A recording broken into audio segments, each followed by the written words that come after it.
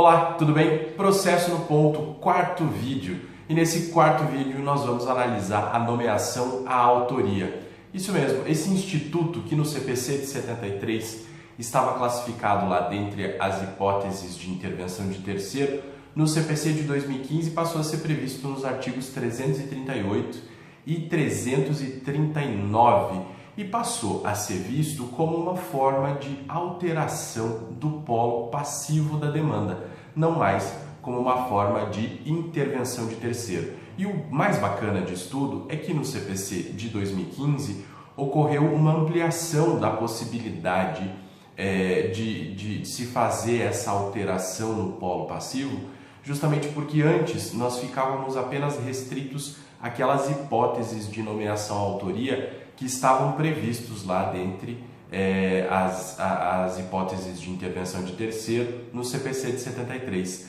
Agora, a nova lei dá uma nova roupagem para a nomeação à autoria que passa a ser considerada, então, essa forma concreta de alteração do polo passivo da demanda, ok? A finalidade da nomeação à autoria, de se fazer essa alteração no polo passivo da demanda, é justamente evitar a prolação de sentenças terminativas, ou as chamadas sentenças processuais, que são aquelas que extinguem o processo sem análise do mérito.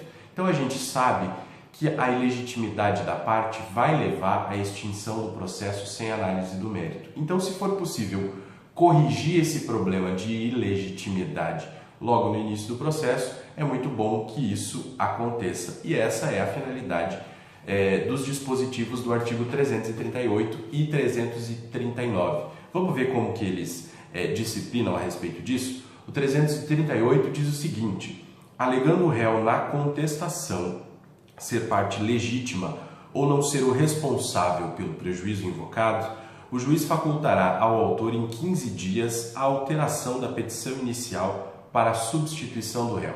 Olha só que coisa interessante. Se o réu alega, então, que ele é parte ilegítima, que ele não deveria figurar no polo passivo daquela demanda, o juiz vai dar ao autor a possibilidade, então, de retirar o réu daquela demanda e colocar, então, a pessoa que deveria ter sido acionada desde o início. Como que isso aconteceria no processo regular se não tivesse essa determinação?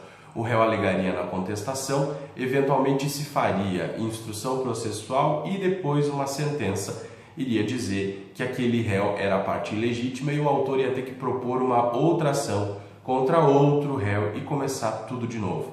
Então o 338 ele justamente possibilita que haja essa troca de um réu pelo outro réu já nesse início do processo, logo depois da contestação.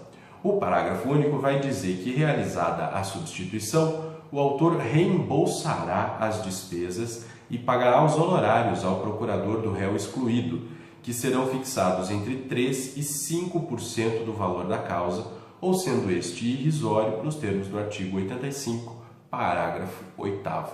Obviamente que se o réu, para apresentar sua contestação, teve que contratar um advogado e teve custas com isso, se ele teve que suportar um prejuízo, nada mais justo do que o autor ser condenado a fazer a restituição desses valores que o réu teve que pagar, de custas, de honorários para o seu advogado, justamente por uma questão até mesmo de justiça, Então, exclui o réu, mas o autor que deu origem àquela controvérsia é que vai suportar os prejuízos que o réu sofreu em razão de ter que formular aquela resposta, ok?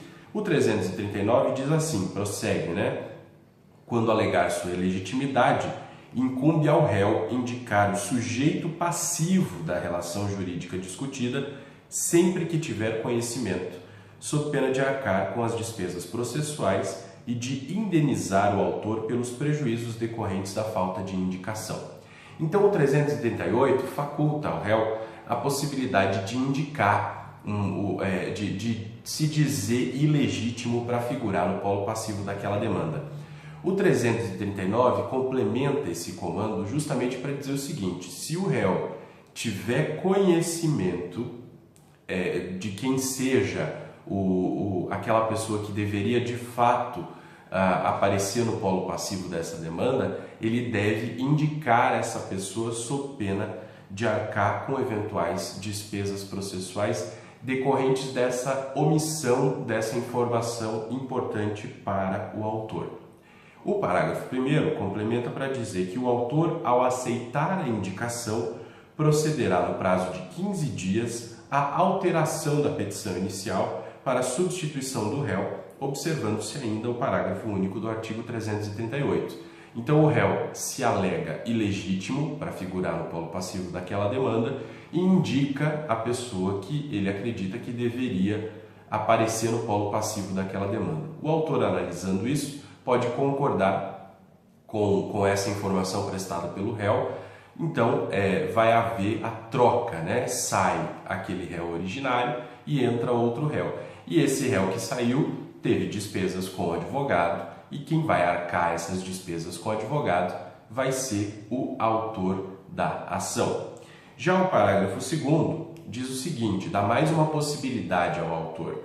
No prazo de 15 dias, o autor pode optar por alterar a petição inicial para incluir como litisconsorte passivo o sujeito indicado pelo réu. Então, diante dessa indicação feita pelo réu, o autor tem duas saídas. Ele pode aceitar, né, essa indicação feita pelo réu e concordar com a saída do réu originário e a entrada desse novo réu, que vai ser normalmente citado e o processo vai correr contra ele, ou o autor pode não aceitar a saída do réu originário e trazer aquela outra pessoa indicada pelo réu originário como litisconsorte passivo. Então, em vez de um réu, nós vamos ter dois réus no polo passivo da demanda, e essa é uma possibilidade do autor. Obviamente que o autor vai fazer isso sempre que houver motivo, né, suficiente para reunir aquelas duas pessoas no polo passivo da demanda. Essa decisão não pode simplesmente ser por birra, por exemplo, do autor. Não, eu não quero que o réu se retire desse processo. Se houver demonstração cabal de que o réu é parte ilegítima, o Código, na verdade, está dando ao autor a possibilidade de ele ter uma sucumbência mínima com relação àquele réu e já fazer a correção do polo passivo logo no início da demanda. Porque senão isso não acontece, né? Se não acontece essa troca de réus agora, o que vai acontecer é o seguinte, o processo vai correr e aí vai chegar ao final, depois da instrução processual, o juiz vai prolatar sua sentença e eventualmente vai reconhecer o réu originário como parte ilegítima. E aí a sua sucumbência vai ser maior, né? O autor não vai arcar apenas, como diz lá o parágrafo único do artigo 338, do valor de 3 a 5% de honorários de sucumbência para o procurador do réu. Ele vai ter que suportar uma sucumbência de no mínimo 10%. Então vale a pena ao autor pensar na sua estratégia processual e, se for o caso, aceitar essa alegação de ilegitimidade e fazer a troca dos réus. Na verdade, o Código menciona, ele utiliza o termo substituição de um réu pelo outro.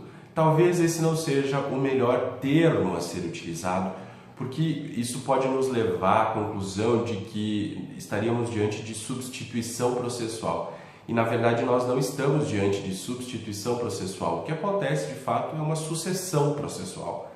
Sai um réu e entra outro em seu lugar. Haveria substituição se nós tivéssemos uma pessoa defendendo em nome próprio um direito que não é seu, um direito alheio. E não é disso que se trata quando se discute essa possibilidade de retirada de um réu e entrada de outro em seu lugar.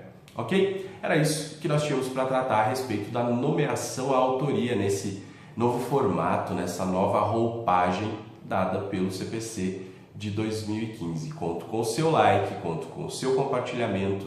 Me segue lá no Instagram, sempre tem uma dica bacana a respeito de processo civil. No Facebook também. Compartilhe esse vídeo, espalha por aí essas informações a respeito do processo e aquele like é sempre necessário.